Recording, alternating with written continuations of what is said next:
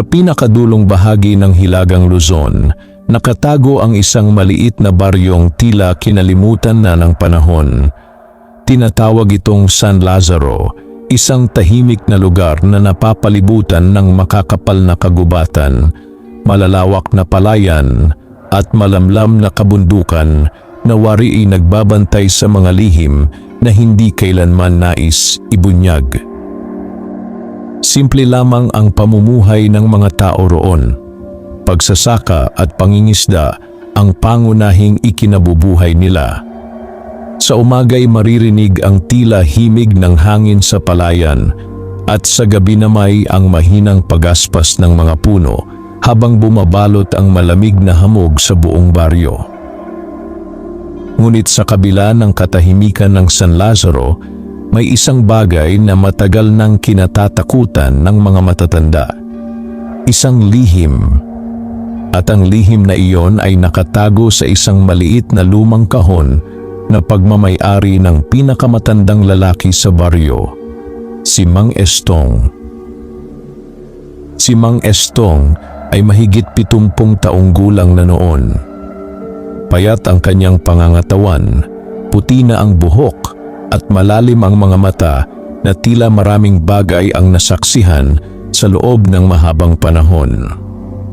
Naninirahan siya mag-isa sa isang lumang bahay na yari sa kahoy malapit sa paanan ng bundok ng Kalansay.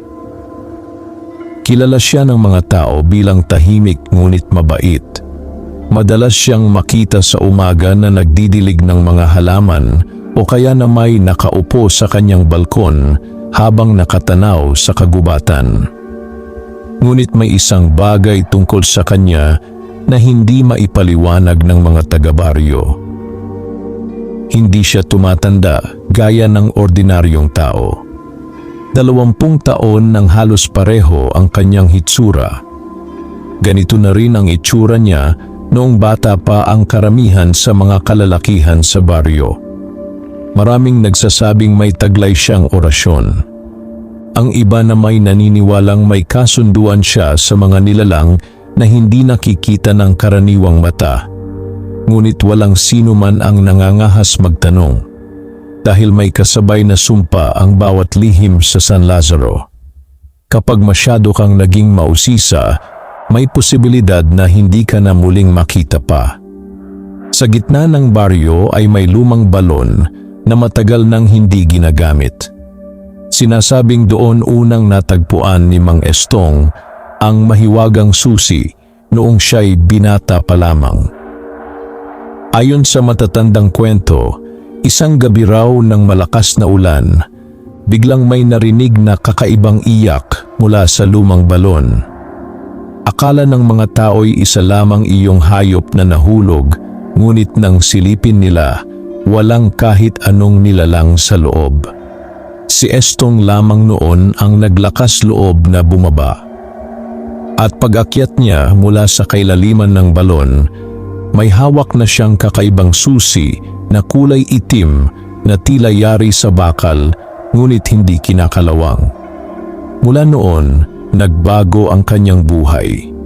Naging tahimik siya, naging mailap, at nagsimula ring mangyari ang mga hindi maipaliwanag na pangyayari sa baryo. May mga nawawalang hayop tuwing kabilugan ng buwan. May mga batang nagsasabing may nakikita silang kakaibang anino sa kagubatan. At may mga pagkakataong may naririnig ang mga tao na mahihinang bulong mula sa bundok ng Kalansay kapag sumasapit ang hating gabi. Ngunit sa paglipas ng panahon, nasanay na rin ang mga taga-baryo. Mas mabuti raw na huwag nang alamin ang totoo. Subalit hindi lahat ay kayang manahimik habang buhay. May isang binatang nagngangalang Diego na matagal nang nababalot ng kuryosidad tungkol kay Mang Estong. 22 taong gulang si Diego. Matapang, masipag at kilala sa baryo bilang anak ng dating kapitan na si Roman. Bata pa lamang siya nang mawala ang kanyang ama sa kabundukan ng Kalansay. Ayon sa opisyal na kwento, nalunod daw ito sa ilog habang naghahanap ng nawawalang kalabaw. Ngunit hindi iyon pinaniwalaan ni Diego. Bago mawala ang kanyang ama, ilang beses niya itong narinig na binabanggit ang pangalan ni Mang Estong at ang tungkol sa isang pintuan na hindi dapat buksan. At bago tuluyang maglaho si Roman, may sinabi ito sa kanyang asawa. Kapag dumating ang panahon na magising muli ang susi, ilayo mo si Diego sa bundok. Hindi iyon kailanman naintindihan ng kanyang ina, ngunit si Diego, habang tumatanda, ay lalo lamang nagiging determinado na alamin ang katotohanan.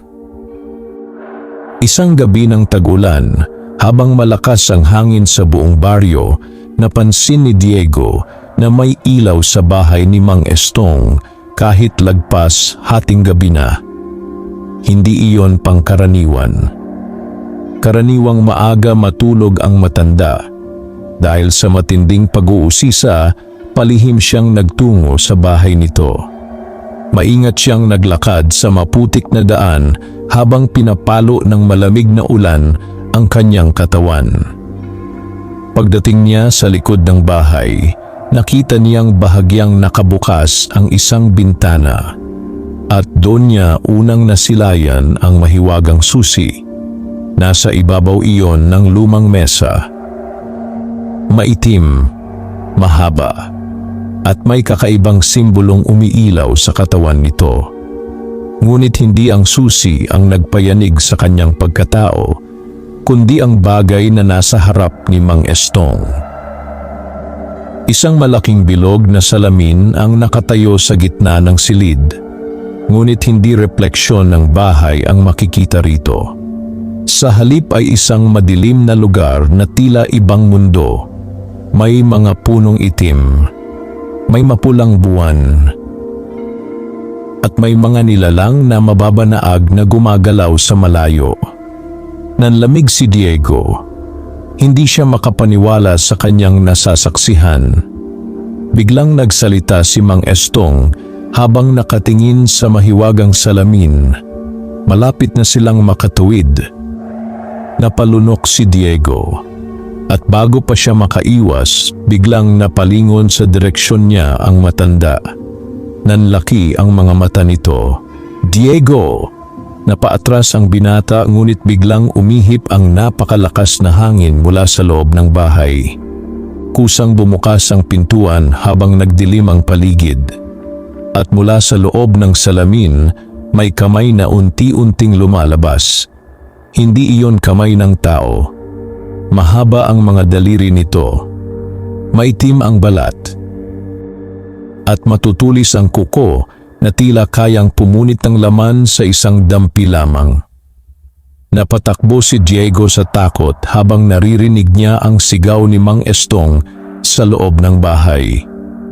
Isara mo ang iyong mga mata, huwag kang lilingon, ngunit huli na. Sa isang iglap, naramdaman ni Diego ang kakaibang init sa kanyang dibdib. At bago siya mawalan ng malay, nakita niya ang simbolo ng susi na tila nagliliyab sa kanyang balat. Kinabukasan, nagising si Diego sa sarili nilang bahay. Katabi niya ang kanyang inang si Aling Rosa na halatang buong gabi umiyak. Mabuti at gising ka na, nanginginig nitong sabi. Napahawak si Diego sa kanyang ulo. Mang Estong, nasaan si Mang Estong? Biglang natahimik ang matanda. At dahan-dahang tumulo ang luha sa kanyang mga mata. Nasunog ang bahay niya kagabi. Parang huminto ang mundo ni Diego. Ano? Walang natira. Napabangon siya agad. Nasaan siya? Ngunit walang sumagot dahil ayon sa mga taong nakakita sa sunugwalang bangkay na natagpuan sa loob ng bahay ni Mang Estong. At higit sa lahat, wala na rin ang mahiwagang susi. Buong baryo ng San Lazaro ay nabalot ng takot matapos masunog ang bahay ni Mang Estong. Sa loob ng maraming taon, hindi kailanman nagkaroon ng sunog sa lugar na iyon. Kahit ang matatandang nakaranas ng pinakamalalakas na bagyo at tagtuyot ay nagsasabing tila may kakaibang sumpang bumalot sa nangyari noong gabing iyon. Walang nakapagsalba sa bahay. Walang nakapagligtas kay Mang Estong.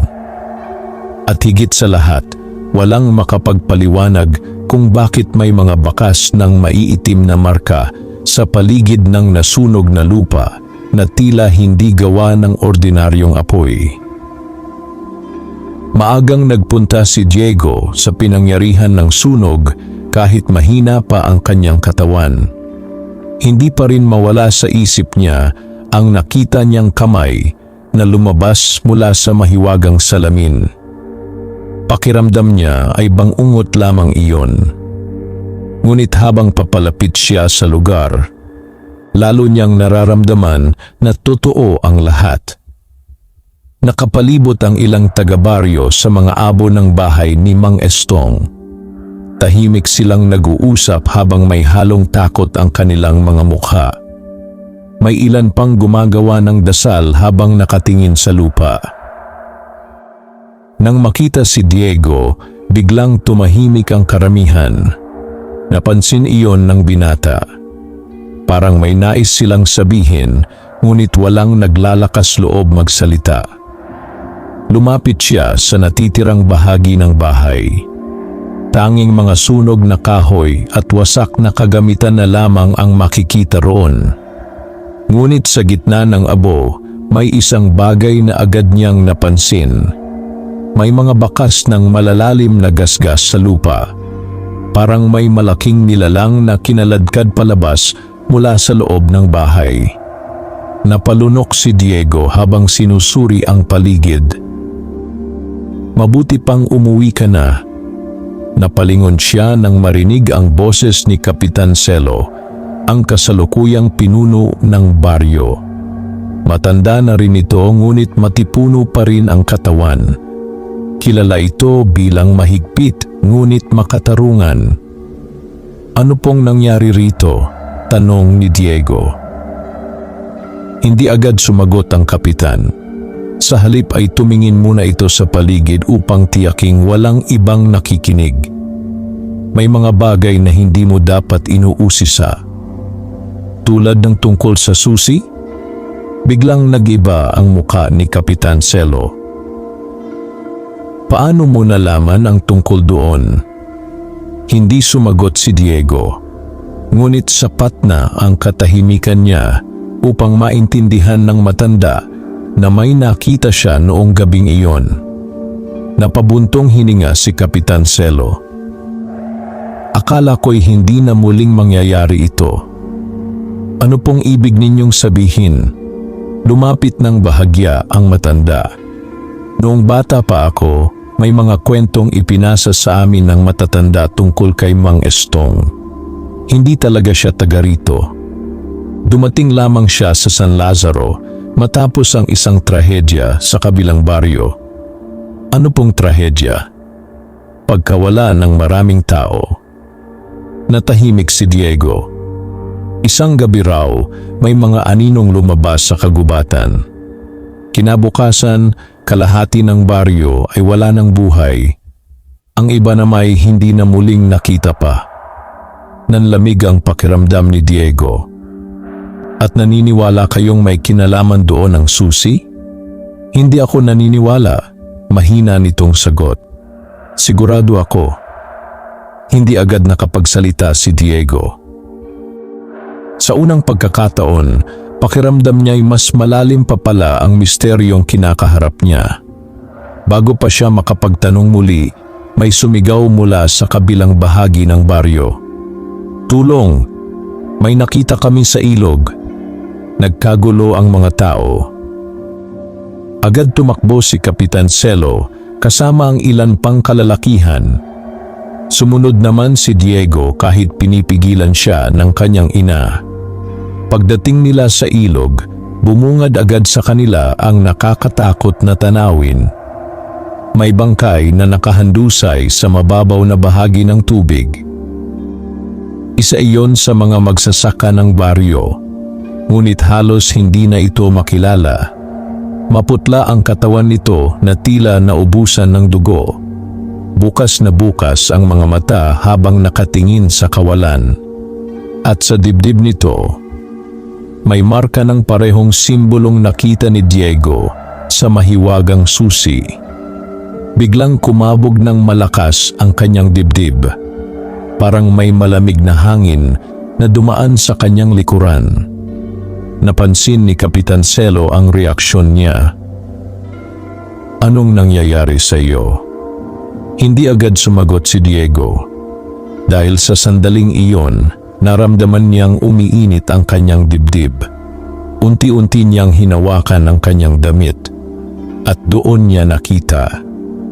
Naroon din sa kanyang balat ang simbolo ng susi. Namumula ito na tila bagong paso. Bigla siyang napaatras. "Diego!" Nag-aalalang tawag ng kapitan. Ngunit hindi siya makasagot. Parang may bumubulong sa kanyang isip. Mahinang boses. Hindi niya maintindihan ang salita, ngunit malinaw niyang nararamdaman ang galit at gutom na laman nito. Napahawak siya sa ulo habang sumisikip ang kanyang dibdib. At sa isang iglap may nakita siyang larawan sa kanyang isip. Isang malaking pintuan, maitim, napapalibutan ng apoy. At sa likod nito, may napakaraming matang nakatitig sa kanya. Napasinghap si Diego nang mawala ang pangitain. Nakahawak na sa kanya si Kapitan Celo. "Ayos ka lang ba?" Tumango siya kahit hindi sigurado. Ngunit alam niyang may nangyayari sa kanya na hindi normal. At pakiramdam niya, nagsimula iyon noong gabing nakita niya ang mahiwagang salamin. Pagsapit ng gabi, hindi mapakali si Diego sa loob ng kanilang bahay.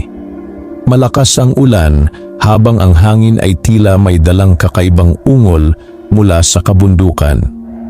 Hindi rin siya makatulog. Paulit-ulit na bumabalik sa kanyang isip ang simbolo. Ang kamay at ang pintuan.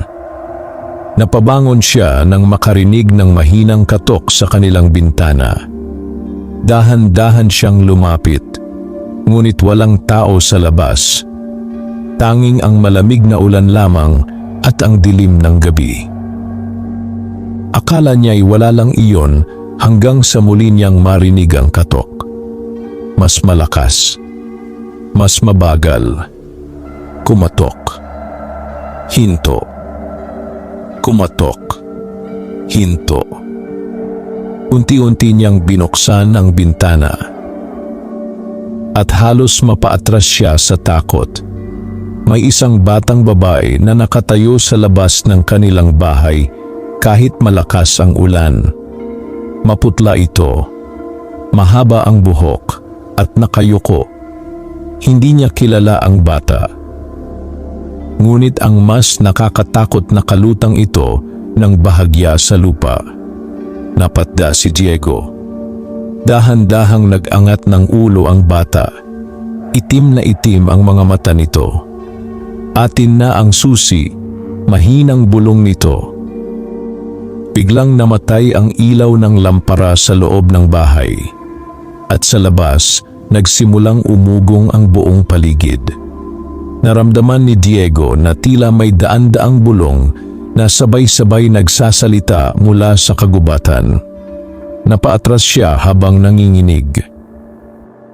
Pagtingin niyang muli sa bintana, wala na ang batang babae. Ngunit sa putik sa labas ng bahay, may mga bakas ng paa at hindi iyon paa ng tao. Mahahaba ang mga daliri nito at tila may kuko sa dulo. Napahawak si Diego sa kanyang dibdib nang muling uminit ang marka ng susi. At sa kauna-unahang pagkakataon, malinaw niyang narinig ang boses sa kanyang isip. Buksan mo ang pintuan. Hindi na muling nakatulog si Diego matapos ang nangyari noong gabing iyon. Habang lumalalim ang gabi, lalo niyang naririnig ang mga bulong na tila nanggagaling sa labas ng kanilang bahay. Hindi malinaw ang mga salita, ngunit paulit-ulit ang iisang mensahe. Buksan mo ang pintuan. Sa bawat pagdaan ng hangin, pakiramdam niya'y may mga matang nakatingin sa kanya mula sa kadiliman ng kagubatan. Minsan pa nga'y tila may mga aninong dumadaan sa pagitan ng mga puno. Tahimik, mabilis, at hindi tao. Pagsikat ng araw ay agad niyang sinuri ang bakas ng paa sa putik sa labas ng bahay nila. Ngunit tila naglaho na ang mga iyon na parang hindi kailanman umiral. Subalit may isang bagay na natira. Sa mismong ilalim ng bintana, may nakita siyang maliit na simbolong nakaukit sa lupa gamit ang matulis na bagay. Pareho iyon ng marka sa kanyang dibdib. Unti-unting bumilis ang tibok ng puso niya. Hindi na ito simpleng bangungot, may kung anong sumusunod sa kanya. Sa loob ng bahay ay tahimik lamang ang kanyang inang si Aling Rosa habang naghahanda ng pagkain. Ngunit halatang may gusto itong sabihin. Maya-maya'y inilapag nito ang mainit na lugaw sa harap ni Diego. "Anak," mahina nitong tawag. "Ano po iyon?" Matagal muna itong natahimik bago nagsalita. "Lumayo ka muna sa baryo." Napatingin si Diego sa kanyang ina. "Bakit po?" "Dahil may bumabalik na hindi dapat nagising." Nanlamig siya. "Ikaw rin po ba? Alam ninyo ang tungkol sa susi?" Dahan-dahang napaupo si Aling Rosa. Halatang mabigat para rito ang bawat alaala. Noong buhay pa ang ama mo, madalas siyang pumunta kay Mang Estong. Akala ko noon ay tungkol lamang iyon sa pangangaso sa bundok. Ngunit habang tumatagal, nagiging iba na ang kilos niya. Paanong iba? Parati siyang balisa. Minsan pa nga'y nagigising siya sa gabi habang sumisigaw. Napakuyom ng kamao si Diego. Minsan narinig kong sinabi niya kay Mang Estong na hindi nila dapat binuksan ang lagusan. Parang may malamig na tubig na ibinuhos sa katawan ni Diego. "Anong lagusan?" "Hindi ko alam. Ayaw nila akong pagsabihan." Napatingin si Aling Rosa sa bintana. "Pero isang gabi, narinig kong sinabi ng ama mo na may pintuan daw sa ilalim ng bundok ng Kalansay." Biglang bumalik sa isip ni Diego ang pangitain tungkol sa malaking maitim na pintuan. May sinabi pa po ba siya? Tumango ang matanda. Kapag nabuksan daw iyon ng tuluyan, hindi lamang San Lazaro ang mawawala. Natahimik ang buong silid. Tanging mahinang pagpatak lamang ng ulan sa bubong ang maririnig. At sa loob ni Diego, unti-unting nabubuo ang isang desisyon. Kailangan niyang malaman ang totoo. Kailangan niyang puntahan ang bundok ng Kalansay. Pagsapit ng hapon ay nagtungo siya kay Kapitan Celo. Nadatnan niya ang matanda sa lumang himpilan ng barangay habang may kausap na ilang kalalakihan. Halatang pagod ang kapitan at tila mas tumanda ito sa loob lamang ng magdamag. Nang makita si Diego, agad nitong pinaalis ang mga kasama. "Ano na naman ang problema?" tanong nito. "Kailangan kong malaman ang lahat." Napabuntong hininga si Kapitan Celo. "Hindi ka titigil hanggat wala kang nalalaman, hindi ba? May kinalaman dito ang pagkawala ng tatay ko." Matagal na tumitig ang matanda sa kanya. Pagkatapos ay dahan-dahan itong tumayo. "Sumama ka sa akin." Tahimik silang naglakad patungo sa lumang simbahan sa gitna ng baryo. Isa iyong sinaunang gusaling bato na itinayo pa noong panahon ng Kastila. Sa likod ng simbahan ay may maliit na silid na halos hindi na ginagamit. Doon dinala ni Kapitan Celo si Diego. Mabaho sa loob at puno ng alikabok. May mga lumang kahon at sirang kagamitan na nakatambak sa paligid. Ngunit sa pinakailalim ng isang kahoy na aparador, may inilabas ang matanda na isang lumang aklat na halos pudpud na ang mga pahina. "Hindi ito dapat ipinapakita kahit kanino," sabi nito. Dahan-dahang binuksan ni Diego ang aklat at agad siyang kinilabutan sa nakita. May mga guhit ng kakaibang nilalang sa loob nito. Mga nilalang na may mahahabang katawan, itim na mata, at mga bungangang puno ng matutulis na ngipin. At sa gitna ng pahina na roon ang guhit ng mahiwagang susi. Maraming taon na ang nakalipas, panimula ni Kapitan Celo. May isang lagusan daw na natagpuan sa ilalim ng bundok ng Kalansay. Lagusan papunta saan? Sa kabilang mundo. Nanigas si Diego. Hindi iyon mundo ng tao, pagpapatuloy ng matanda. Sinasabing tahanan iyon ng mga nilalang na matagal nang gustong makapasok dito sa ating daigdig. Totoo ba iyon? Hindi ko alam kung paano nagsimula, ngunit ayon sa matatanda, may isang sinaunang bantay na nagtataglay ng susi upang hindi mabuksan ang pintuan. "Mang Estong," tumango ang kapitan. Siya ang huling tagapag-ingat. Napatingin si Diego sa larawan ng susi sa aklat. Paano kung mawala ang susi? Magigising ang pintuan. Biglang bumigat ang pakiramdam ni Diego. At ano ang mangyayari kapag tuluyang nabuksan iyon? Tahimik na napapikit si Kapitan Celo. Darating sila. Natahimik silang pareho. At sa katahimikang iyon, tila mas lumamig ang hangin sa loob ng silid. Maya-maya'y may narinig silang malakas na sigaw mula sa labas ng simbahan.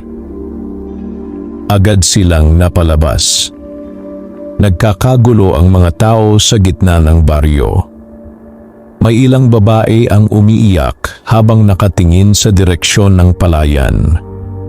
Tumakbo si Diego kasama si Kapitan Celo.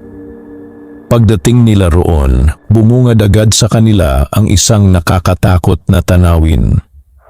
May 3 kalabaw na nakahandusay sa lupa. Patay na ang mga ito. Ngunit wala kahit isang sugat sa katawan.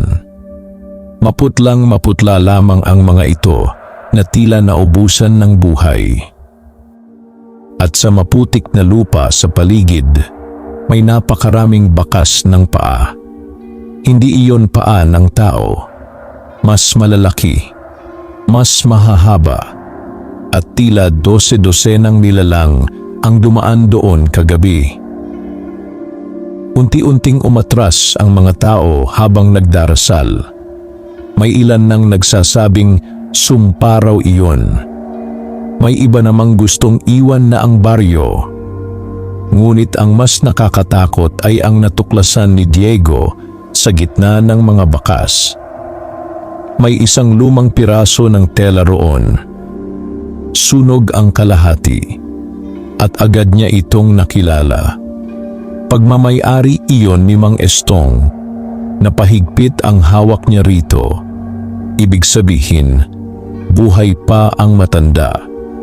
Ngunit bago pa siya makapagsalita, biglang umihip ang napakalakas na hangin mula sa kagubatan. Nagdilim ang langit kahit maliwanag pa ang hapon, at mula sa kailaliman ng bundok ng kalansaysang malalim at napakalakas na ungol ang umalingaw-ngaw sa buong San Lazaro. ungol na hindi kailanman kayang gawin ng kahit anong hayop sa mundo. At sa sandaling iyon, alam ng lahat ng taga-baryo na may kung anong nagising sa ilalim ng bundok. Matapos umalingaw-ngaw ang nakakatakot na ungol mula sa bundok ng Kalansay, tila nagbago ang buong San Lazaro. Ang dating tahimik na baryo ay napuno ng takot at pangamba. Maagang nagsasara ng bahay ang mga tao bago pa sumapit ang dilim. Wala nang batang naglalaro sa labas pagsapit ng hapon, at maging ang mga magsasaka ay umuuwi agad bago pa lumubog ang araw. May ilan nang gustong lisanin ang baryo. Ngunit may kakaibang nangyayari sa mga nagtatangkang umalis. Isang pamilya ang nagtangkang bumiyahe patungong bayan gamit ang kanilang lumang jeep. Ngunit bago pa sila makarating sa tulay palabas ng San Lazaro, bigla raw namatay ang makina. Ayon sa ama ng pamilya, may nakita siyang mga aninong nakatayo sa gitna ng kalsada. Matatangkad, payat, at may mga matang kumikislap sa dilim. Nang muli niyang paandarin ang sasakyan, wala na ang mga nilalang. Ngunit paglingon niya sa likod, wala na rin ang kanyang bunsong anak. Hindi na iyon nakita pa. Mabilis na kumalat ang balita sa buong baryo, at lalo lamang lumalim ang takot ng mga tao. Samantala, si Diego ay hindi mapakali matapos makita ang piraso ng damit ni Mang Estong sa palayan. Alam niyang may ibig sabihin iyon. Pakiramdam niya'y may nais ipaalam ang matanda. At habang lumalalim ang gabi, lalo ring lumalakas ang kakaibang init ng marka sa kanyang dibdib.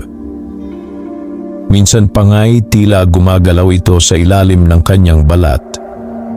Habang nakahiga siya isang gabi, muling bumalik ang mga bulong sa kanyang isip. Ngunit sa pagkakataong iyon, mas malinaw na ang mga salita. Nasa ilalim, "Buksan mo, palayain mo kami." Bigla siyang napabangon habang hinihingal. Nanginginig ang kanyang katawan, at bago pa siya makabawi, may narinig siyang mahinang kaluskos mula sa labas ng bahay. Parang may naglalakad sa tuyong damo. Dahan-dahan siyang lumapit sa bintana. Madilim ang paligid. Tanging liwanag lamang ng buwan ang bahagyang tumatama sa bakuran nila. Noong unay wala siyang makita. Ngunit maya-maya may isang anyong unti-unting lumitaw mula sa likod ng puno ng mangga. Napahigpit ang hawak ni Diego sa bintana. Ang nilalang ay halos kasinlaki ng tao ngunit sobrang payat. Maitim ang balat nito na tila sunog na kahoy habang mahahaba ang mga braso at daliri. Wala itong ilong at ang bibig nito ay puno ng matutulis na ngipin. Pinakakinilabutan siya sa mga mata nito. Puti, walang pupil, at nakatitig mismo sa kanya. Hindi gumagalaw si Diego. Hindi rin gumagalaw ang nilalang. Parang sinusukat nito ang kanyang pagkatao. Pagkatapos ay dahan-dahan itong ngumiti. Isang ngiting hindi kayang gawin ng tao. Biglang namatay ang ilaw ng lampara sa loob ng bahay. At sa isang iglap nawala ang nilalang. Napaatras si Diego habang mabilis na humihinga. Ngunit agad siyang napalingon nang marinig ang mahinang boses ng kanyang ina mula sa kabilang silid. Diego. Mabilis siyang tumakbo papunta rito. Ngunit pagpasok niya sa silid ay wala roon si Aling Rosa. Bakante ang higaan. Nanay. Walang sumagot. Napansin niyang bukas ang pintuan sa likod ng bahay. At doon niya nakita ang maputik na bakas ng mahahabang paa papunta sa kagubatan. Biglang nanlamig ang kanyang katawan. "Nanay!" Agad siyang kumuha ng lampara at tumakbo palabas ng bahay kahit malakas ang hangin. Madilim ang daan papunta sa kagubatan. Halos hindi na niya makita ang dinaraanan dahil sa kapal ng hamog. Ngunit malinaw ang mga bakas sa lupa. Parang may humila sa kanyang ina paloob ng kagubatan. Habang tumatakbo siya, lalo niyang nararamdaman ang kakaibang presensya sa paligid. Parang may mga matang nakatingin mula sa pagitan ng mga puno. At maya-maya'y nagsimula niyang marinig ang mga mahinang ungol. Hindi iyon tunog ng hayop, mas malalim, mas mabigat. Biglang may mabilis na aninong dumaan sa kanyang kanan. Napahinto siya. Kasunod niyon ay isa pa. At isa pa. Unti-unti siyang napalibutan ng mga nilalang sa dilim. Nakikita niya lamang ang kanilang mapuputing mata sa pagitan ng mga puno. Tahimik silang nakatingin sa kanya at tila naghihintay. Napalunok si Diego habang pilit na pinatatag ang sarili. "Nasaan ang nanay ko?" sigaw niya. Walang sumagot. Ngunit maya-maya'y may mabagal na yabag na narinig mula sa harapan niya. At mula sa makapal na hamog, unti-unting lumabas ang isang matangkad na nilalang. Mas malaki ito kaysa sa iba. Halos abot nito ang mababang sanga ng puno. Nakabaluktot ang likod nito habang nakatitig kay Diego. Sa leeg nito ay nakasabitang mahiwagang susi. Nanlaki ang mga mata ni Diego. Unti-unting bumilis ang tibok ng kanyang puso. Pakiramdam niya'y may kung anong tumatawag sa kanya mula sa susi. Parang gusto niya itong lapitan. Parang may puwersang humihila sa kanyang pagkatao. At biglang nagsalita ang nilalang. Hindi gumalaw ang bibig nito, ngunit malinaw ang boses na umalingaw-ngaw sa isip ni Diego. Tagapagbukas. Napaatras siya. "Ano kayo?" Muling nagsalita ang nilalang. Ang pintuan ay naghihintay. Biglang uminit ng matindi ang marka sa dibdib ni Diego. Napahawak siya rito habang napapaluhod sa sakit. At sa kanyang isip nakita niyang muli ang malaking pintuan sa ilalim ng bundok. Ngunit ngayon, mas malinaw na ito. May mga kadena itong nakapalibot. At sa bawat kadena ay may mga simbolong kumikislap.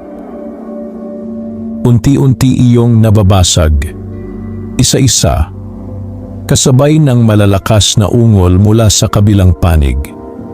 At sa likod ng pintuan, may napakalaking nilalang na gumagalaw sa kadiliman. Biglang bumalik sa realidad si Diego nang makarinig siya ng sigaw. "Diego!" Boses iyon ni Kapitan Celo. Kasunod nito ay mga sulo at sigawan ng ilang kalalakihan mula sa baryo. Biglang umatras ang mga nilalang. Isa-isa silang naglaho sa kadiliman ng kagubatan na parang usok. Ngunit bago mawala ang matangkad na nilalang, muli itong tumingin kay Diego. At kapag bumukas ang pintuan, magbabalik ang hari. Pagkatapos niyon ay tuluyan itong naglaho. Humahangos na lumapit si Kapitan Celo kasama ang ilang lalaki. "Ayos ka lang ba?" Hindi agad nakasagot si Diego. Dahil sa pagitan ng mga punumay, nakita siyang isang bagay na nagpayanig sa kanyang kaluluwa. Nakahandusay roon ang kanyang ina. Walang malay.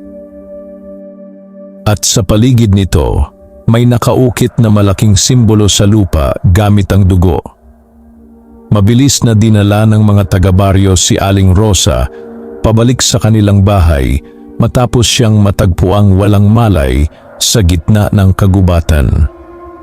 Nanginginig ang matatandang lalaki habang pinagmamasdan ang simbolong nakaukit sa lupa gamit ang dugo.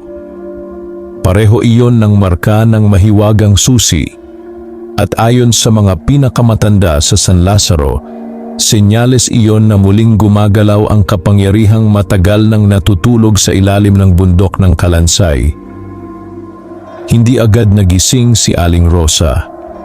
Buong gabi siyang nilagnat habang paulit-ulit na bumubulong ng mga salitang hindi maintindihan ni Diego. Minsan ay tila may kausap ito sa panaginip. Minsan na may bigla itong nanginginig na parang may nakikita sa dilim. Habang nakaupo si Diego sa tabi ng kanyang ina, hindi mawala sa isip niya ang sinabi ng nilalang sa kagubatan. Magbabalik ang hari. Hindi niya alam kung sino o ano ang tinutukoy nito.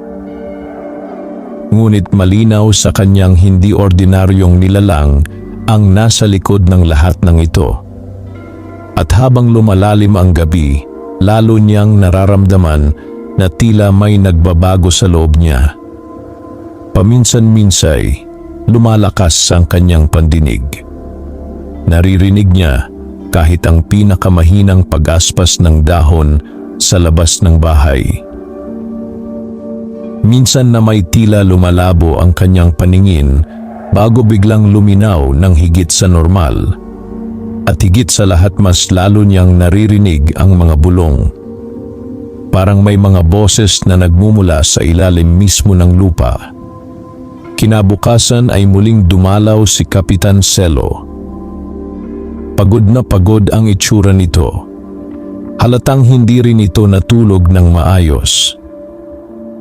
May gusto akong ipakita sa iyo, seryoso nitong sabi. Tahimik na sumunod si Diego. Dinala siya ng kapitan sa pinakadulong bahagi ng baryo kung saan naroon ang isang abandonadong kubo na halos natatakpan na ng mga damo at gumagapang na halaman. Kanino po itong bahay? Dati itong pag-aari ng isang albularyo. Anong kinalaman niya rito? Napatingin ang matanda sa bundok ng Kalansay. Siya ang huling tumulong kay Mang Estong na bantayan ang susi. Unti-unting bumigat ang pakiramdam ni Diego. Dahan-dahang binuksan ni Kapitan Celo ang pinto ng kubo. Agad silang sinalubong ng amoy ng lumang kahoy at tuyong dahon. Madilim sa loob ngunit makikita ang napakaraming lumang papel, garapon ng halamang gamot at mga simbolong nakaukit sa dingding. Sa gitna ng kubo ay may lumang mesa at sa ibabaw nito may isang larawan. Kinuha iyon ni Diego. Nanlaki ang kanyang mga mata. Larawan iyon ng kanyang ama na si Roman kasama si Mang Estong. Mas bata pa ang dalawa sa larawan, ngunit malinaw ang kanilang mga mukha. Pareho silang seryoso habang nakatayo sa harap ng bundok ng Kalansay. Sa kanilang likuran ay may malaking pintuang bato na puno ng sinaunang simbolo. Nanlamig si Diego. Totoo pala, mahina niyang sabi. Tumango si Kapitan Celo. Ang ama mo ang tumulong kay Mang Estong na bantayan ang pintuan. Biglang bumalik sa isip ni Diego ang pagkawala ng kanyang ama maraming taon na ang nakalipas. Anong nangyari sa kanila? Tahimik na napaupo ang matanda bago nagsimulang magsalita. 20 taon na ang nakalipas, unang nagising ang pintuan. Napatingin si Diego. May mga nawawalang tao noon. May mga aninong nakikita sa gabi at may mga nilalang na lumalabas mula sa bundok. Katulad ng nakita ko, mas masahol pa. Nanahimik sandali si Kapitan Celo. Si Mang Estong lamang ang nakaalam kung paano isara ang lagusan, ngunit hindi niya kayang gawin iyon ng mag-isa. Kaya tinulungan siya ng tatay ko? Oo, napakuyom ang kamao ni Diego. Pero bakit nawala si tatay? Biglang nagbago ang ekspresyon ni Kapitan Celo. Parang hirap itong sabihin ang katotohanan dahil may nagkamali. Mas bumigat ang hangin sa loob ng kubo. Ano pong ibig ninyong sabihin? May isang gabi na nagtungo sina Mang Estong at Roman sa ilalim ng bundok upang muling ikadena ang pintuan. Tahimik na nakikinig si Diego habang lalong bumibilis ang tibok ng kanyang puso.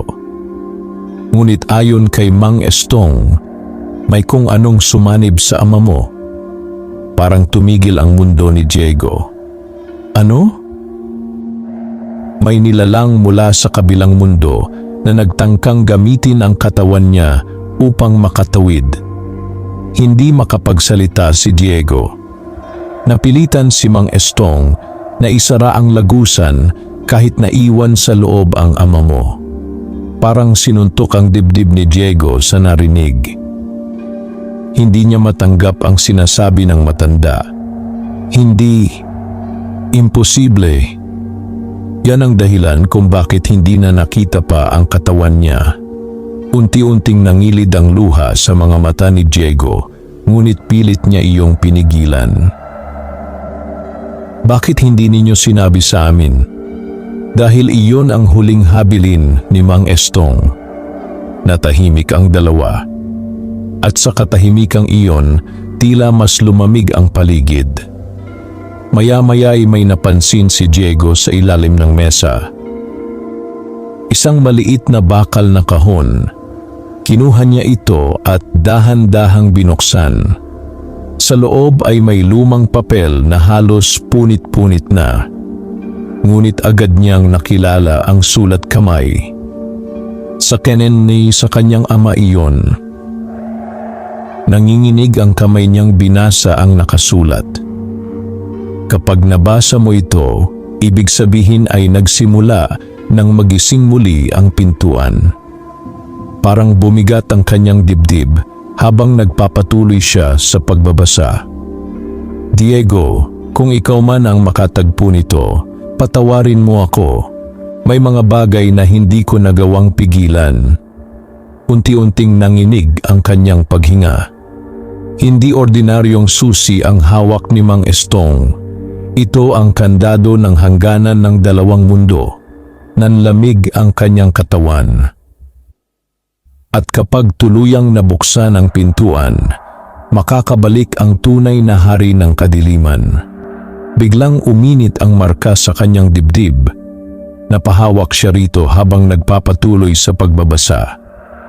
Ngunit may mas nakakatakot pa akong nalaman. Parang may bumubulong muli sa kanyang isip. Ang susunod na tagapagbukas ay magmumula sa ating dugo.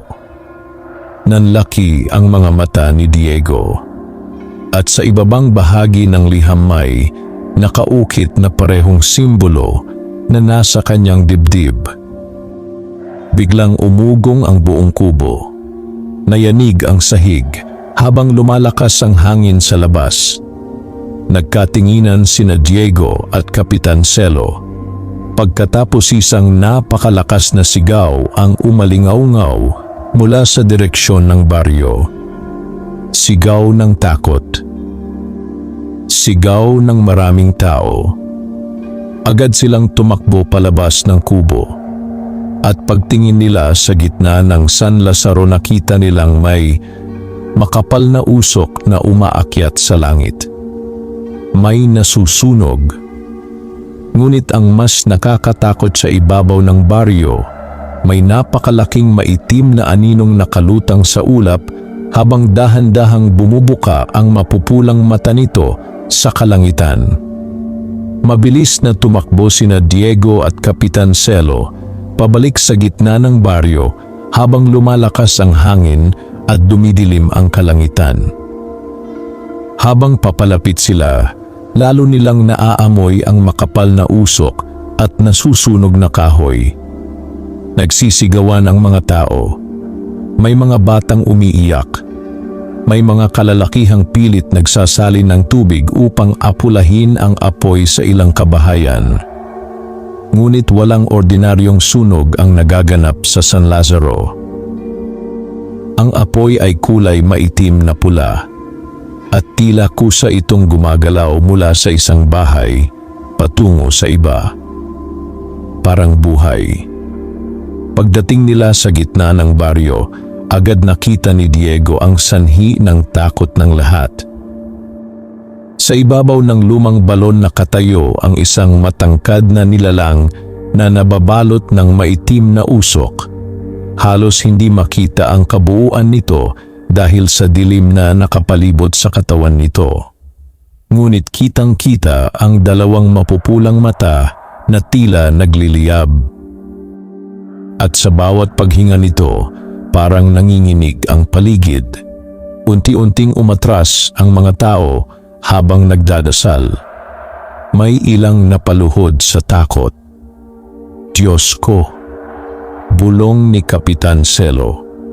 Biglang bumalik sa isip ni Diego ang sinabi ng nilalang sa kagubatan. Magbabalik ang hari. Hindi siya makagalaw habang nakatitig sa nilalang. Pakiramdam niya ay may mabigat na puwersang dumidiin sa kanyang katawan. At habang mas tumatagal siyang nakatingin dito, lalo niyang naririnig ang mga bulong sa kanyang isip. Tagapagbukas, lumapit ka. Palayain mo kami. Napahawak siya sa kanyang ulo habang umiinit ang marka sa kanyang dibdib.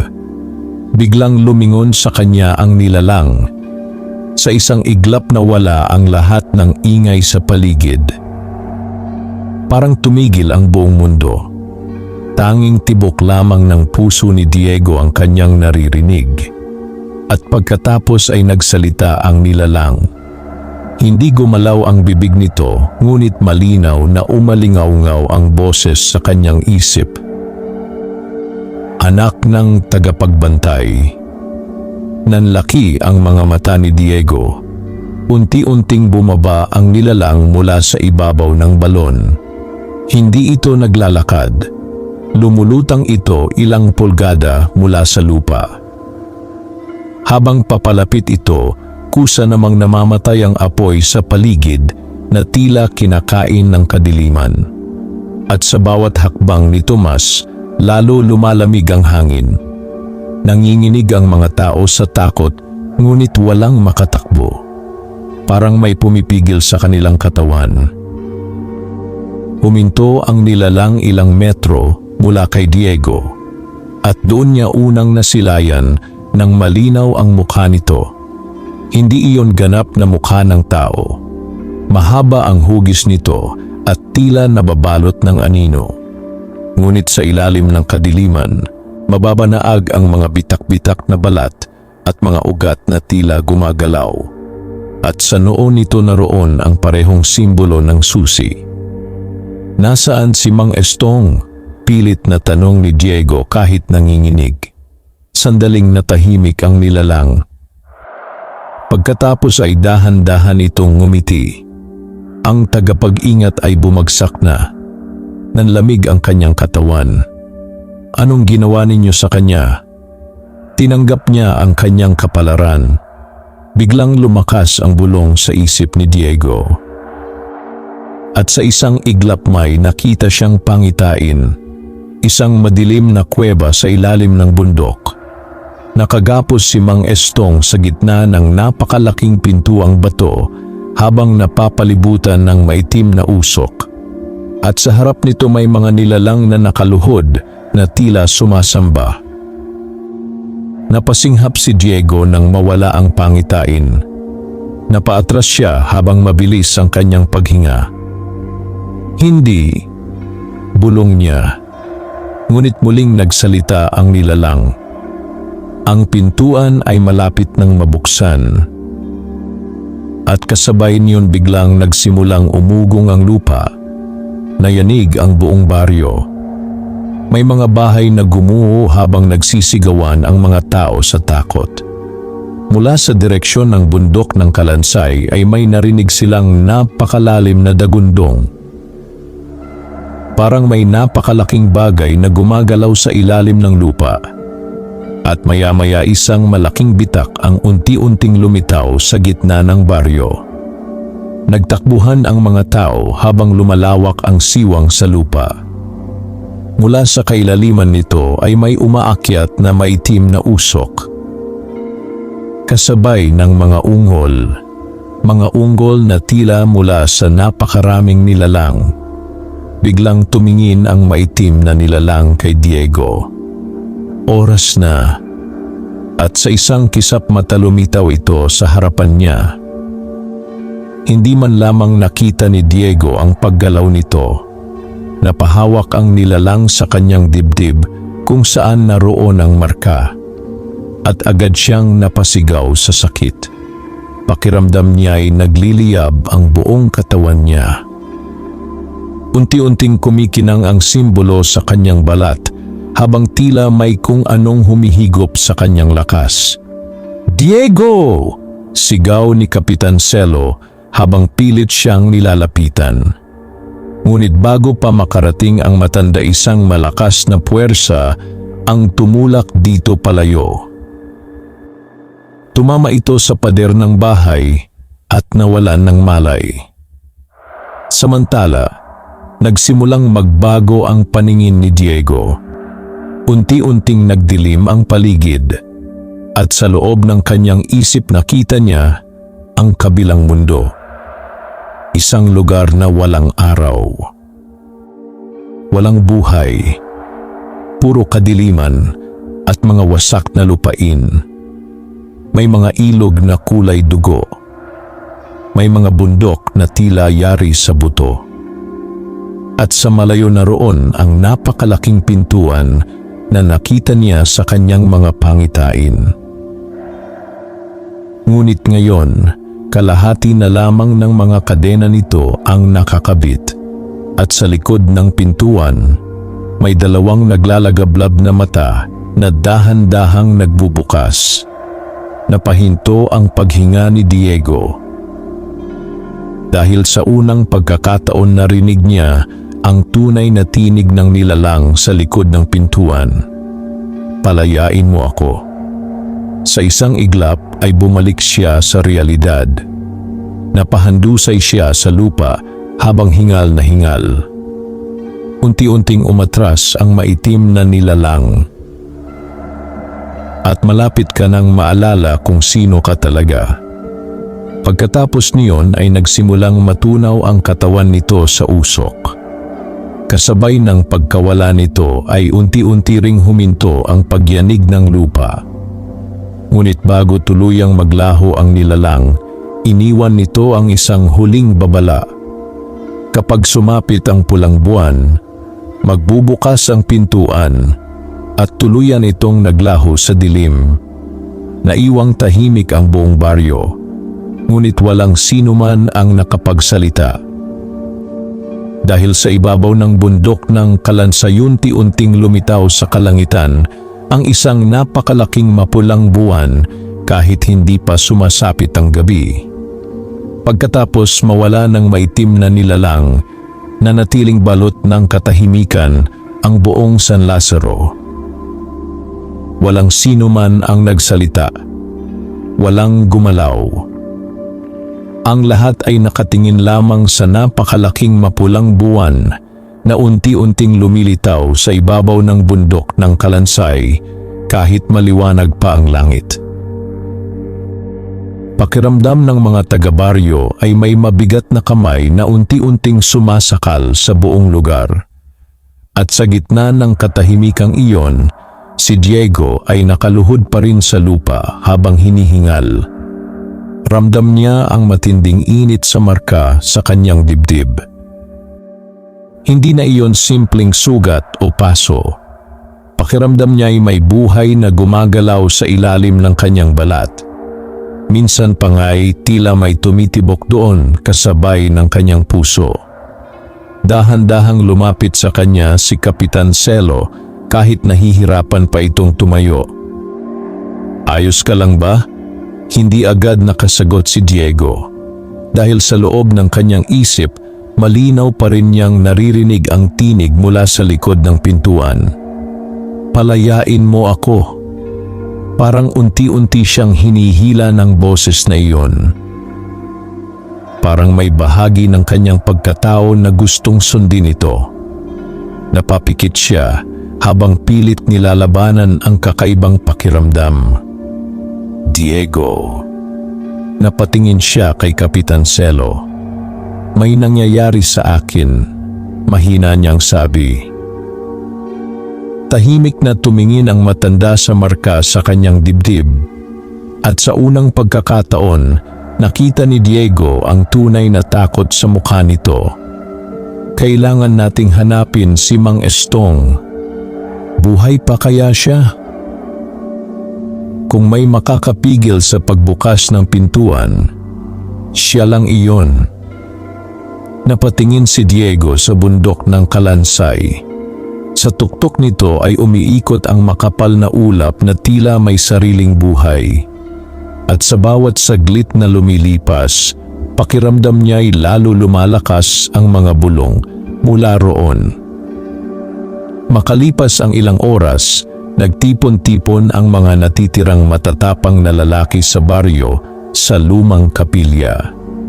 Takot na ang karamihan sa mga tao. May ilan nang gustong tumakas kahit gabi. May mga naniniwalang katapusan na raw ng San Lazaro. At may ilan ding nagsasabing isinumpa ang baryo dahil sa matagal nang tinatagong lihim. Habang nagpupulong sina Kapitan Celo at ang ibang matatanda, tahimik lamang si Diego sa isang sulok. Hanggang sa may isang matandang babae na unti-unting lumapit sa kanya. Si Aling Berta iyon, ang pinakamatandang babae sa baryo. Kilala ito bilang tahimik at bihirang lumabas ng bahay. Ngunit sinasabing marami itong alam tungkol sa sinaunang kasaysayan ng San Lazaro. Matagal siyang tinitigan ng matanda bago nagsalita. "Kamukhang kamukha mo ang iyong ama." Napayuko si Diego. "May gusto po ba kayong sabihin?" Dahan-dahang umupo si Aling Berta sa tabi niya. "Hindi aksidenteng ikaw ang napili." Biglang napatingin si Diego. "Ano pong ibig ninyong sabihin?" Ang dugo ng tagapagbukas ay ipinapasa. Nanlamig ang kanyang katawan. "Ang ama mo, hindi lamang siya tagapagbantay." Parang bumigat ang hangin sa paligid. Isa rin siyang tagapagbukas. Hindi agad nakaimik si Diego. "Hindi," mahina niyang sabi. "Hindi maaaring totoo iyon. Matagal nang may sumpang dala ang dugo ng inyong angkan." Napahigpit ang kanyang mga kamay. "Anong sumpa?" Tahimik na napatingin ang matanda sa mapulang buwan sa labas ng kapilya. Noong unang panahon, may isang tao mula sa San Lazaro na nagtangkang buksan ang pintuan upang humingi ng kapangyarihan. Unti-unting bumilis ang tibok ng puso ni Diego. Anong nangyari sa kanya? Tinanggap siya ng kadiliman. Natahimik ang matanda bago muling nagsalita. At mula noon, ang kanyang dugo ay isinumpa. Parang may bumagsak na malaking bato sa dibdib ni Diego. Ang bawat susunod na salinlahi ay nagkakaroon ng isang tagapagbukas. "Hindi," bulong niya. "Hindi ako naniniwala." Ngunit sa kaibuturan ng kanyang isip, may bahagi sa kanyang natatakot dahil tila alam niyang may katotohanan ang lahat ng iyon. Biglang uminit ang marka sa kanyang dibdib. Napahawak siya rito habang sumisikip ang kanyang paghinga. At sa isang iglap nakakita siya ng panibagong pangitain. Isang lumang panahon. Nakikita niya ang isang lalaking nakasuot ng sinaunang kasuotan habang nakaluhod sa harap ng malaking pintuan sa ilalim ng bundok. At sa kamay nito hawak ang mahiwagang susi. Unti-unting lumingon ang lalaki. At nanlaki ang mga mata ni Diego dahil ang mukha nito ay kaparehong kapareho niya. Napasinghap siya habang nawawala ang pangitain. Napatingin sa kanya si Aling Berta. Nagsisimula mo nang maalala. Hindi makapagsalita si Diego. Parang gumuguho ang buong pagkatao niya. Hindi ko maintindihan dahil ang pintuan ay konektado sa iyong dugo. Biglang may sumigaw mula sa labas ng kapilya. May tao sa bundok. Nagkagulo ang mga lalaki. Agad lumabas sina Diego at Kapitan Celo. Sa malayong bahagi ng bundok ng Kalansay, may isang aninong nakatayo sa gilid ng bangin habang tinatanglawan ng mapulang buwan. Matangkad, payat, at tila may hawak na baston. Nanlaki ang mga mata ni Diego. Mang Estong. Biglang kumabog ang kanyang dibdib. Nang sandaling iyon, unti-unting itinaas ng matanda ang isang bagay. Ang mahiwagang susi. At kasabay niyon biglang umugong ang buong bundok. Nagliwanag ang mga sinaunang simbolo sa gilid ng kabundukan na tila nakaukit sa mismong bato. At maya-maya isang napakalakas na pagsabog ng maitim na usok ang sumabog mula sa tuktok ng bundok. Napaatras ang mga tao sa takot. At mula sa makapal na usok unti-unting lumitaw ang 12-dosenang nilalang na may mapuputing mata. Nakapalibot sila kay Mang Estong, ngunit hindi gumagalaw ang matanda. Parang wala na itong buhay. At pagkatapos dahan-dahang napalingon si Mang Estong kay Diego mula sa malayo. Kahit napakalayo nila sa isa't isa, malinaw niyang nakita ang mga mata ng matanda. Ganap nang naging itim ang mga ito. At saka nagsalita si Mang Estong gamit ang boses na hindi na kanya. Halika na, Diego. Hinahanap ka ng hari. Nanigas ang buong katawan ni Diego habang nakatingin kay Mang Estong sa tuktok ng bundok ng Kalansay. Hindi na iyon ang matandang kilala ng buong San Lazaro. Bagaman kapareho pa rin nito ang anyo, tila may ibang bagay nang naninirahan sa loob ng katawan nito. Ganap na maitim ang mga mata nito. At sa bawat salitang lumalabas sa kanyang bibig, parang may kasabay na napakaraming bulong mula sa kailaliman. Hinahanap ka ng hari. Pagkatapos marinig iyon ng mga taga-baryo, marami ang napaatras sa takot. May ilang napaluhod habang nagdarasal. Ang iba na may umiiyak na. Ngunit si Diego ay hindi makagalaw. Pakiramdam niya'y may humihila sa kanya papunta sa bundok.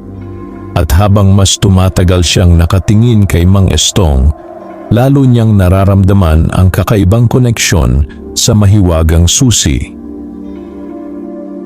Parang tumatawag iyon sa kanyang dugo. Biglang nagsimulang lumiwanag ang marka sa kanyang dibdib. Napahawak siya rito habang napapangiwi sa sakit. Diego! Sigaw ni Kapitan Celo. Ngunit bago pa siya malapitan ng matanda, isang napakalakas na hangin ang umihip mula sa bundok.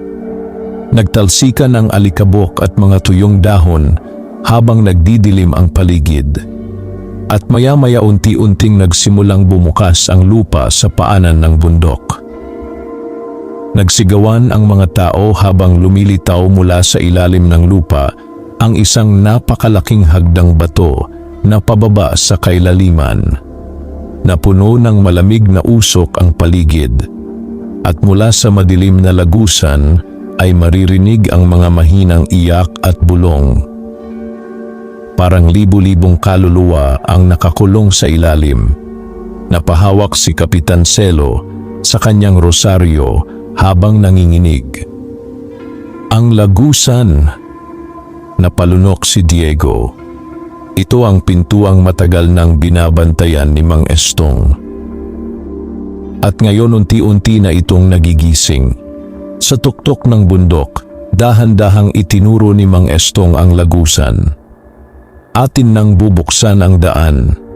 Kasabay niyon ay nagsimulang gumalaw ang mga nilalang na nakapalibot sa kanya.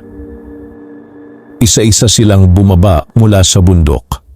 Mabilis, tahimik, at parang mga gutom na hayop.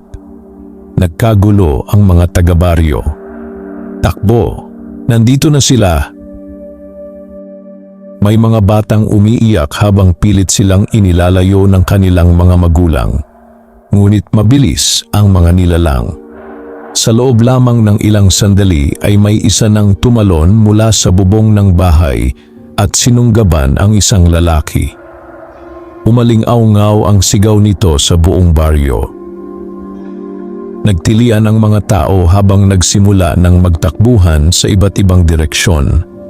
Biglang humawak si Kapitan Selo sa balikat ni Diego. "Makinig ka sa akin." Halos hindi marinig ng binata ang boses nito dahil sa kaguluhan. Kapag tuluyang nabuksan ang pintuan, hindi na natin sila mapipigilan. Anong kailangan nating gawin? Kunin ang susi! Napatingin si Diego sa tuktok ng bundok. Nasa kamay pa rin ni Mang Estong ang mahiwagang susi. Ngunit napapalibutan ito ng napakaraming nilalang. "Hindi tayo makakalapit," sabi ni Diego. Biglang naging seryoso ang mukha ni Kapitan Selo. "May isang daan." "Ano iyon?" "Ang lagusan." Nanlamig si Diego. Kailangan nating mauna sa ilalim ng bundok bago nila tuluyang mabuksan ang pintuan. Napatingin siya sa madilim na hagdang bato. Mula roon ay umaakyat ang malamig na hangin na tila may kasamang mga bulong. At habang nakatingin siya sa lagusan may kung anong alaala ang biglang sumagi sa kanyang isip. Parang dati na siyang nakapunta roon. Napahawak siya sa kanyang ulo habang mabilis na bumabalik ang mga larawan sa kanyang isip. Nakikita niya ang sarili mas bata. Kasama si Roman. Kasama si Mang Estong. Naglalakad sila pababa sa parehong hagdan habang may hawak na sulo. At sa dulo ng lagusan, naroon ang malaking pintuan. Bigla siyang napasinghap nang mawala ang pangitain. Napatingin sa kanya si Kapitan Selo. "Anong nakita mo? Parang nakapunta na ako rito dati." Unti-unting nanlaki ang mga mata ng matanda. Ibig sabihin, ngunit hindi nito natapos ang sasabihin. Dahil biglang may nilalang na sumugod mula sa dilim. Mabilis itong tumalon papunta kay Diego habang nakabuka ang bibig na puno ng matutulis na ngipin. Ngunit bago pa ito makalapit biglang nagliwanag ang marka sa dibdib ni Diego. At sa isang iglap tumilapon ang nilalang na tila tinamaan ng napakalakas na puwersa. Bumagsak ito sa lupa habang sumisigaw sa sakit. Natahimik ang lahat. Pati ang ibang nilalang ay biglang huminto at napatingin kay Diego. At sa unang pagkakataon nakita niyang tila natatakot ang mga ito sa kanya. Napatras ang nilalang sa lupa habang umuusok ang katawan nito. At saka ito nagsimulang magsalita gamit ang paus na boses. "Tagapagmana, nanlamig ang paligid." Unti-unting umatras ang iba pang nilalang habang nakatingin kay Diego. Parang kinikilala siya ng mga ito. Biglang bumalik ang bulong sa kanyang isip.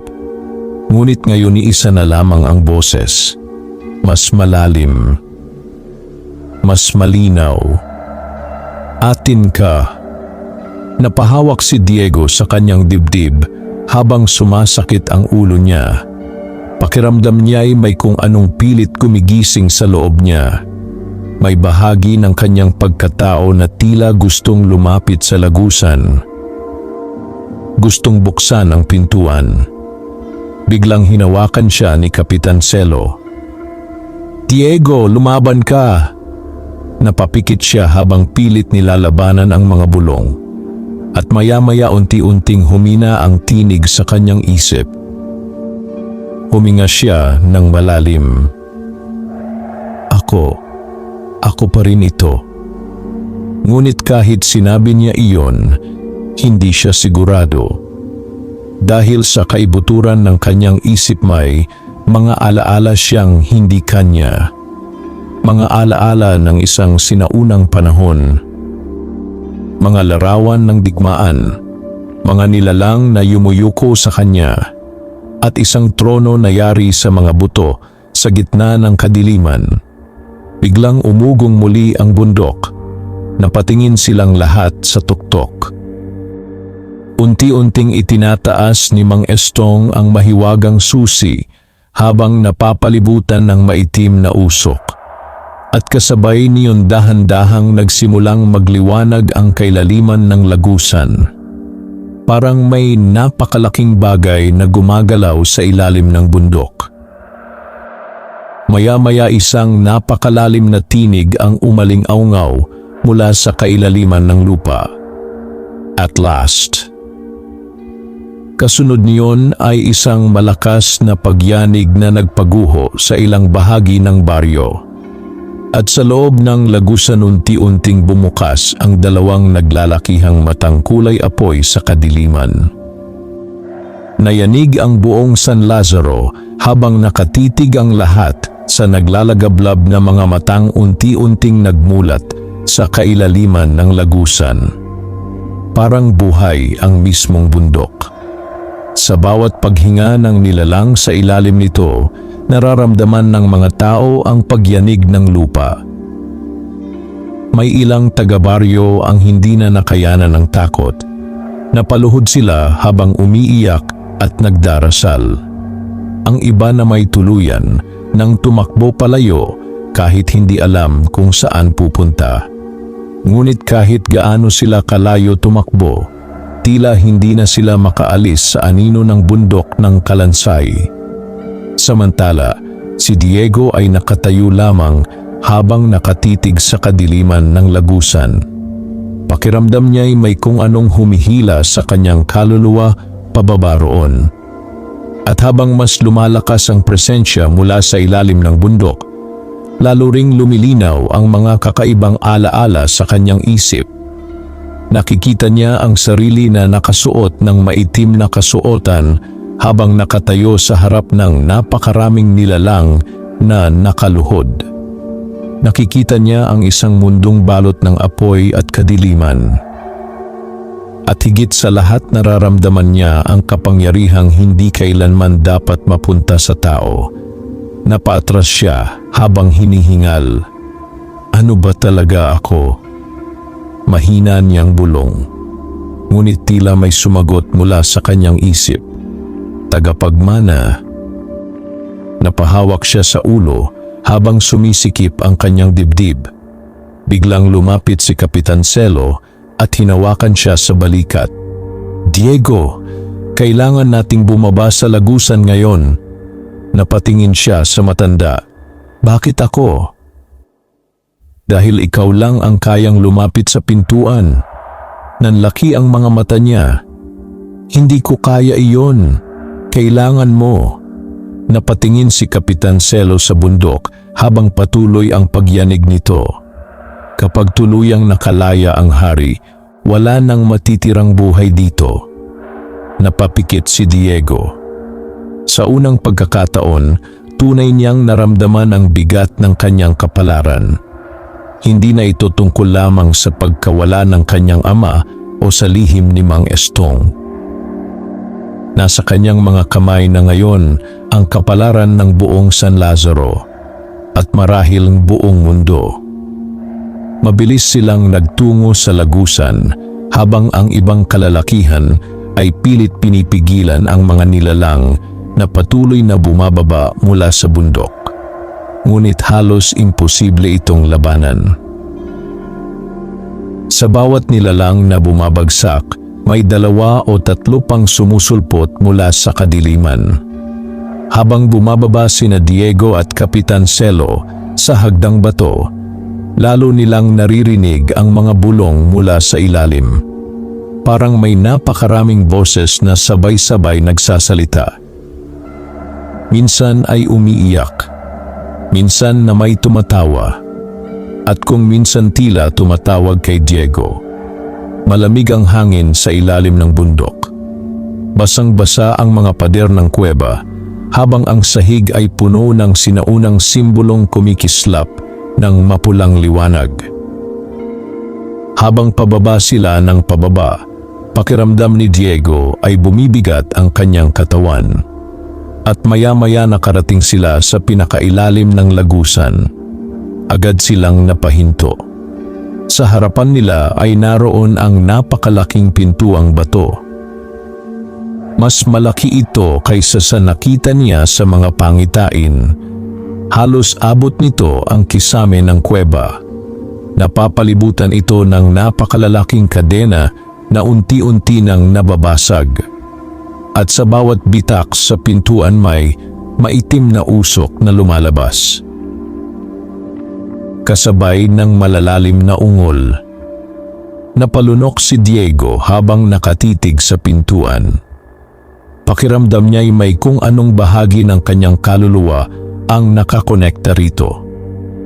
At sa gitna ng pintuan may hugis ng mahiwagang susi. Doon ito dapat ilagay. Biglang umugong ang buong kuweba. Napatingala sila. At maya-maya unti-unting bumaba mula sa itaas si Mang Estong. Nakapalibot sa kanya ang maitim na usok habang ang mahiwagang susi ay hawak pa rin niya. Ngunit hindi na ito mukhang tao. Namamagana ang balat nito at tila may gumagalaw na anino sa loob ng kanyang katawan. Ang boses nito ay parang pinaghalong napakaraming nilalang. Huli na. Napahigpit ang hawak ni Kapitan Celo sa kanyang itak. Mang Estong, lumaban ka! Sandaling tumigil ang matanda at sa loob ng ilang segundo tila bumalik ang dati nitong mukha. May lungkot sa mga mata nito habang nakatingin kay Diego. Patawarin mo ako.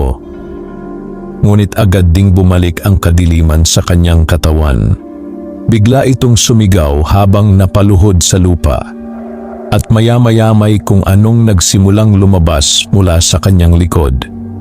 Mahahabang kamay, maiitim na ugat, at isang napakalaking ulo na may naglalagablab na mga mata. Napaatras sina Diego. Unti-unting napunit ang katawan ni Mang Estong habang lumalabas ang nilalang na matagal nang naninirahan sa loob niya. Kasabay niyon ay umalingaw-ngaw ang nakakatakot na sigaw ng matanda sa buong kuweba. At pagkatapos tuluyan ng nilamon ng kadiliman ang kanyang katawan. Naiwan na lamang sa lupa ang mahiwagang susi. Tahimik na gumapang ang napakalaking nilalang palabas mula sa anino. Halos dumikit sa kisame ang taas nito. Puro mata ang katawan nito. At sa bawat paggalaw nito ay tila nabubulok ang mismong hangin sa paligid.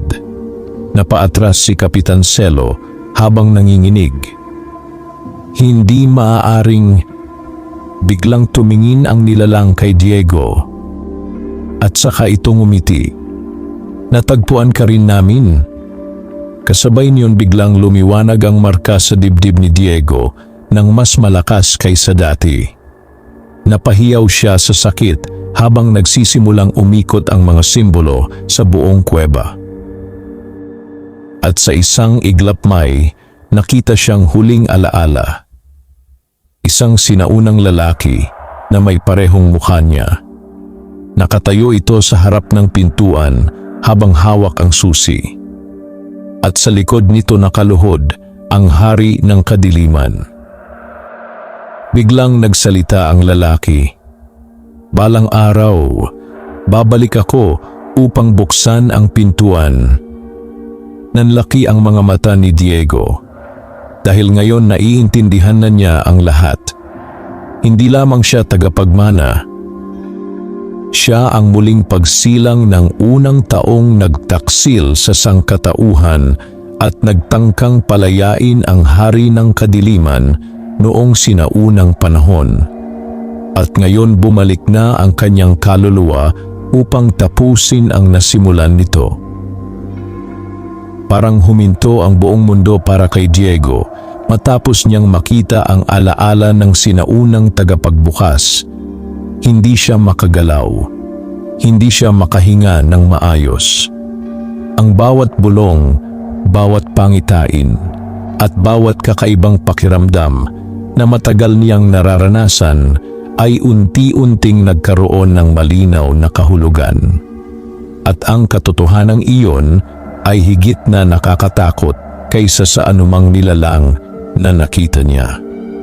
Siya mismo ang dahilan kung bakit muling nagising ang pintuan. Hindi aksidente ang marka sa kanyang dibdib. Hindi rin nagkataon ang pagkawala ng kanyang ama. Lahat ng iyon ay konektado sa sumpang nagsimula pa noong sinaunang panahon.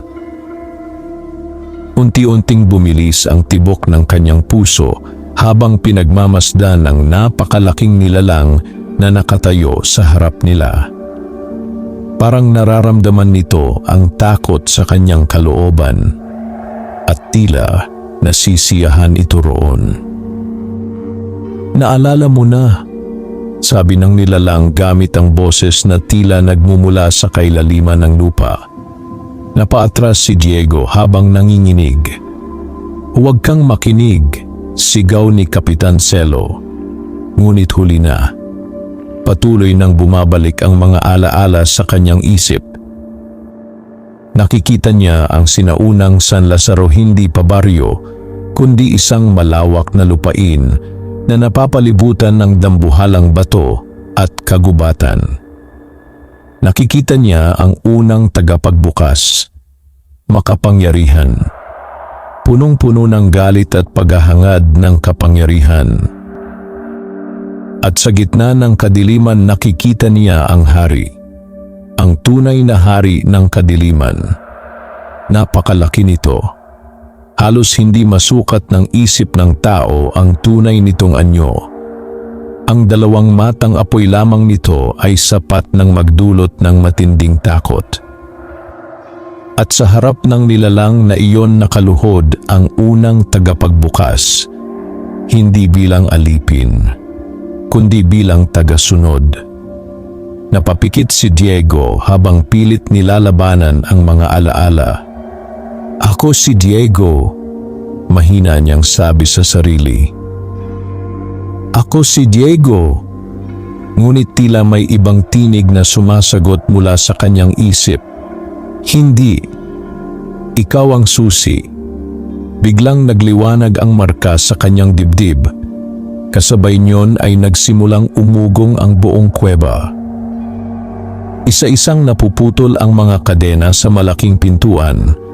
At sa bawat pagkasira nito, mas lumalakas ang presensya mula sa kabilang mundo. Unti-unting nagdidilim ang paligid habang may maitim na usok na lumalabas sa mga bitak ng pintuan. Napahawak si Kapitan Celo sa balikat ni Diego. "Makinig ka sa akin."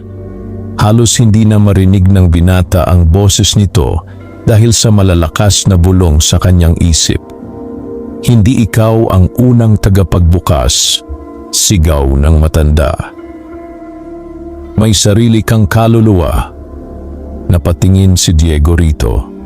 "Nasa iyo ang desisyon kung sino ka talaga." Parang may kung anong bumasag sa loob ng kanyang isip. Unti-unting bumalik sa alaala niya ang kanyang ina, ang kanyang ama, ang simpleng buhay niya sa San Lazaro, at ang mga taong nais niyang protektahan. Biglang sumigaw ang nilalang sa kuweba habang lumalakas ang pagyanig. Huwag mo siyang pigilan. Kasabay niyon ay mabilis itong sumugod kay Kapitan Celo. Ngunit bago pa nito maabot ang matanda, biglang kumislap ang marka sa dibdib ni Diego. At sa isang iglapisang malakas na alon ng liwanag ang sumabog mula sa kanyang katawan. Napaatras ang nilalang habang sumisigaw sa galit. Nayanig ang buong kuweba. Napatingin si Diego sa kanyang mga kamay.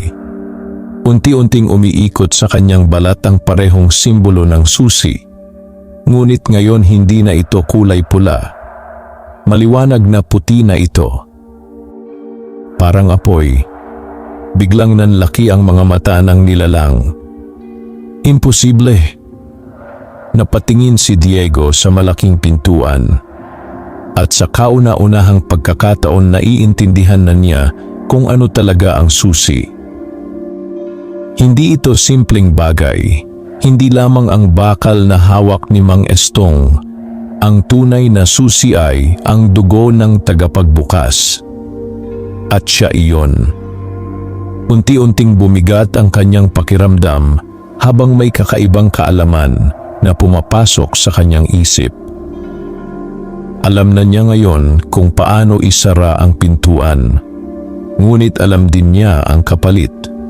Kailangan niyang manatili sa kabilang mundo upang tuluyang maisara ang lagusan, katulad ng ginawa ng kanyang ama. Biglang bumalik sa isip niya ang huling sulat ni Roman. Patawarin mo ako. Unti-unting nangilid ang luha sa kanyang mga mata. Ngayon niya lamang lubos na naintindihan ang sakripisyo ng kanyang ama. Hindi ito tumakas. Hindi ito pinabayaan ang pamilya niya. Pinili nitong isakripisyo ang sarili upang hindi makatawid ang kadiliman sa mundo. At ngayon si Diego naman ang haharap sa parehong kapalaran. Napansin iyon ni Kapitan Celo. Huwag, mahina nitong sabi. Ngunit ngumiti lamang si Diego kahit mabigat ang kanyang dibdib. Kung hindi ko ito gagawin, mamamatay silang lahat. Patuloy ang pagyanig ng kuweba habang unti-unti nang bumubukas ang pintuan. Sa pagitan ng mga bitak ay makikita na ang kabilang mundo. Isang lugar ng walang hanggang dilim.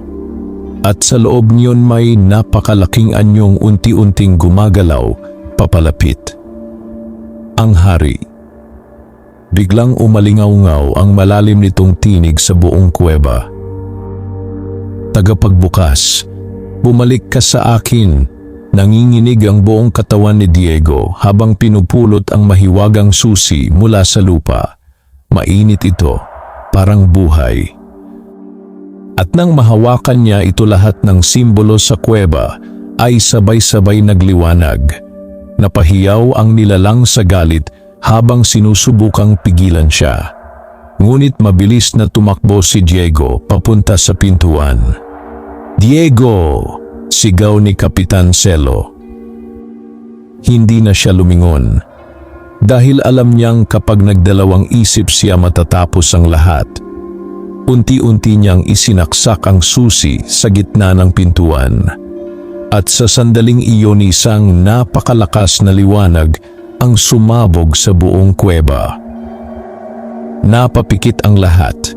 Kasabay niyon ay umaling-awngaw ang galit na sigaw ng hari ng kadiliman at biglang bumukas ng tuluyan ang pintuan.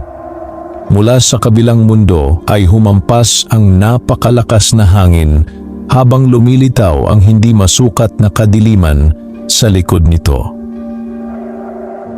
Unti-unting nilalamon ng liwanag ang katawan ni Diego habang nakatayo siya sa gitna ng pintuan. At sa huling pagkakataon narinig niya ang tinig ng kanyang ama mula sa kailaliman. Anak, Napaluha siya. Ngunit ngumiti rin dahil alam niyang hindi siya nag-iisa. Pagkatapos tuluyan siyang nilamon ng liwanag kasama ng pintuan at isang napakalakas na pagsabog ang yumanig sa buong bundok ng Kalansay. Kasunod niyon biglang nawala ang lahat ng bulong. Nawala ang maitim na usok at unti-unting tumahimik ang buong San Lazaro. Habang lumilipas ang mga araw, nagsimulang bumalik sa normal ang baryo. Naglaho ang mga nilalang. Huminto ang mga kakaibang pangyayari. At ang mapulang buwan ay hindi na muling nakita pa. Ngunit may isang bagay na hindi na nawala kailanman. Ang bundok ng Kalansay ay nanatiling bawal puntahan. Dahil ayon sa mga matatanda may mga gabi raw na maririnig pa rin mula sa kailaliman nito ang mahinang bulong. At kung minsan, may isang aninong nakatayo sa tuktok ng bundok habang hawak ang isang kumikislap na susi. Wakas.